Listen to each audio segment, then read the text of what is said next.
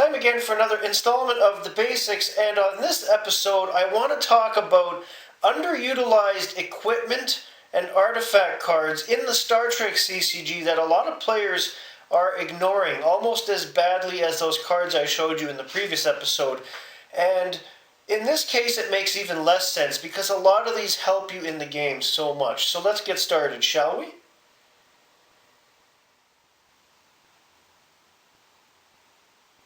As I talk to more and more players of the Star Trek CCG, especially people that I've known for a while, it really baffles me as to why a lot of these cards that I showcase on my show have fallen out of favor, because some of them are no-brainers to be put in really good constructed decks. And yeah, as I've said before, as new expansions have come out over the years when the game was still active, it gave us different and a more varied set of cards to play with, but some of these are classics that just need to be in there.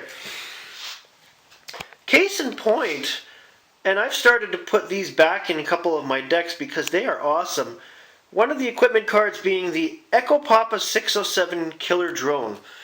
It's an equipment card that used during away team or rogue Borg battles. First time used in battle, strength is 10. Next time used in a separate battle, strength is 20, etc., etc. They just keep getting more powerful, and if you have a few of them, you can do a lot of damage with these cards. And I've actually seen comments from people saying, no, they're pointless. We don't put them in our draw decks. Why? Curlin Nice Ghosts, a really cool artifact. Place in hand until played on any ship as an event card. If ship has all 7 personnel types aboard, its range, weapons, and shields are all tripled.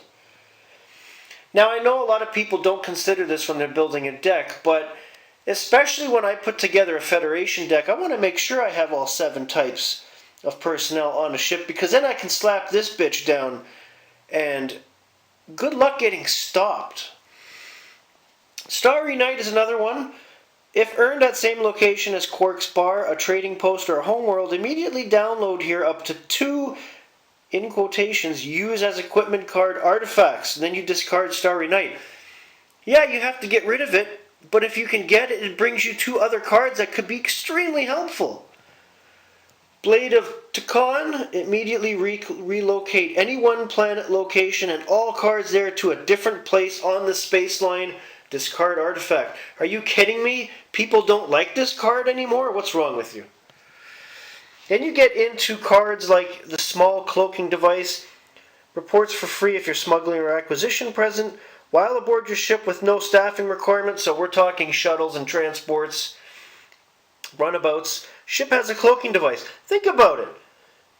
Small ships with no staffing requirements, which means anybody can use them. You slap this on there with the right requirements. Hello!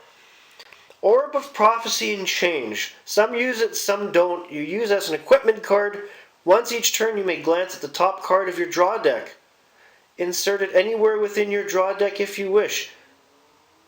Why would you not want to have a couple of these? Mobile Holo Emitter. Now, yes, it came out in a later set, which was Voyager, but a lot of ships in the game have, like mainly Federation ships, of course, unless otherwise noted in the ship's lore, have holodecks, so your holographic personnel are automatically reporting there. But this makes them go anywhere. Now, of course, you have to have an alternate universe door or a space-time portal present to use it, which I think is actually ridiculous because, come on. But it's a useful card to have if you want to get your holographic personnel to go places and you can use their full attributes to do things. Vulcan Stone of Gull, very cool artifact. And yes, this is a silver border. Place in hand until played as an event card. Kills everyone in an away team without youth or cunning greater than 7.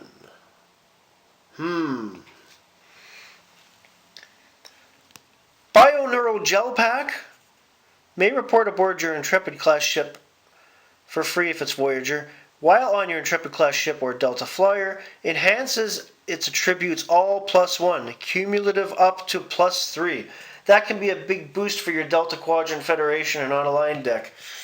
And finally, another holographic card, and this would be the Tommy Gun. Used at start of personnel battles, may stun 1 rogue Borg or personnel present, random selection, or erase up to 100 holographic personnel present, your choice. If your opponent's playing a heavy holographic personnel deck and you bring this out, he is in major trouble.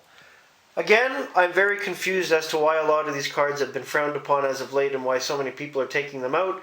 Put them back in! Seriously!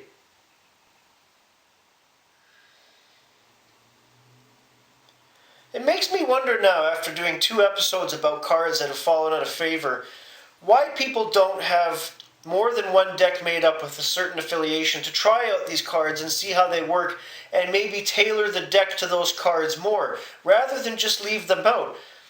Back in the day with my old group of friends in the great swing of the CCG era, we would experiment with several decks at once with a lot of these cards to see what worked and what didn't, and we'd keep a lot of them in. Maybe not deck A, but deck B or sometimes deck C. Why just keep them out permanently from any deck? Why not use them? They're there to be used. Right? That's all for today. Have a great day, everybody.